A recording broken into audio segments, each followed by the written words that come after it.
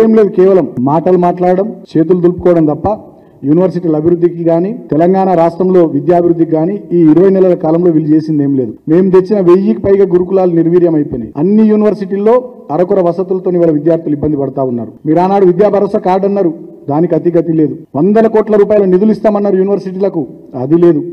Teaching non teaching staff recruitment అది లేదు ఇవాళ యూనివర్సిటీల్లో. ఇవాళ న్యాక్ అక్రిడేషన్లు రాక కొన్ని యూనివర్సిటీల యొక్క పరిస్థితి అగమ్య గోచరంగా తయారైంది.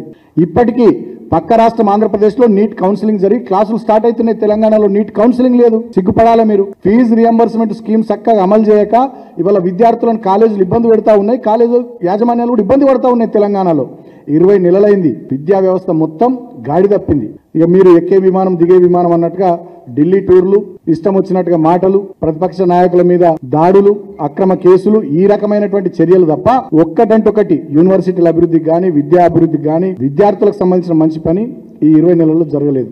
మీరే యూత్ డిక్లరేషన్ అన్నారు ఆనాడు సరూర్ నగర్ లో ప్రియాంక గాంధీ గారిని తీసుకొచ్చి. ప్రతి నిరుద్యోగికి నెలకు 4000 ఇస్తామన్నారు. ఇటువైనా 4000, 20 నెలలే ఒక్కరికి కూడా 4000 ఇయ్యలే. తర్వాత సంవత్సరంలోనే 2 లక్షల ఉద్యోగాలు అన్నారు. కొత్తగా ఒక్క ఉద్యోగం మీరు ఇయ్యలే. మేము ఇచ్చిన ఆనాటి నోటిఫికేషన్లు, మేము భర్తీ చేసినటువంటి రిక్రూట్మెంట్ కు మీరు అపాయింట్మెంట్ ఆర్డర్లు ఇచ్చి మీ ఖాతాలో వేసుకునే ప్రయత్నం చేసి తప్ప కొత్తగా ఉద్యోగాల కల్పన చేయలేదు. అట్టహాసంగా అసెంబ్లీలో జాబ్ క్యాలెండర్ అని ప్రకటించారు. ఇప్పటిదాకా నోటిఫికేషన్లు పాడలేవు, ఏం లేవు. అశోక్ నగర్ లో నిరుద్యోగులు విద్యార్థులు కాంపిటేటివ్ ఎగ్జామ్స్ కు ప్రిపేర్ అవుతున్నటువంటి వాళ్ళు, సెంట్రల్ లైబ్రరీలో ప్రిపేర్ అవుతున్నటువంటి వాళ్ళు నిరసన తెలిపితే వాటన్నిటిని పోలీస్ క్యాంపులను చేసి వాళ్ళ మీద కర్కశంగా దాడులు చేసి కేసులు పెట్టించి పోలీసుల ద్వారా బెదిరించేటటువంటి చర్యలు చేస్తూ ఉన్నారు. ఈ రాష్ట్రంలో రేవంత్ రెడ్డి నాయకత్వంలో ఏ శాఖ పనిచేస్తలే, ఒక పోలీసు శాఖ తప్ప. ఒక్క పోలీసు శాఖనే కేసులు పెట్టుడు, బెదిరించుడు, కొట్టుడు. మన ఉస్మానియా యూనివర్సిటీలో కూడా మా విద్యార్థి విభాగం మా వాళ్ళను అక్కడ ఉండే ఏసీపీ ఇష్టం వచ్చినట్టుగా మాట్లాడుతున్నాడు, తిడుతున్నాడు అని కూడా తెలిసింది.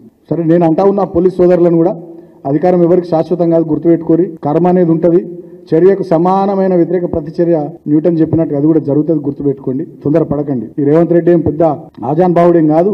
ఈయననే ఇంకో 20-30 ఏళ్ళు ఉంటాడనేది లేదు. ఇదేం సామ్రాజ్యం కాదు, ఆయన చక్రవర్తి కాదు. తెలంగాణ పోరాటాల గడ్డ, ప్రజలన్నీ గమనిస్తా ఉన్నారు. ఆనాటి రోజులు తెస్తా అని రేవంత్ రెడ్డి నిజంగానే ఉస్మానియా యూనివర్సిటీలో సమైక్య రాష్ట్రం నాటి రోజులను తీసుకొచ్చింది. మొత్తం చుట్టూ ముళ్ళ కంచెలేసి పోలీసు ఇనుప బుట్ల సప్పులతోని ఉస్మానియా యూనివర్సిటీలో ఆ వాతావరణాన్ని తెచ్చింది ఆనాటి రోజులను.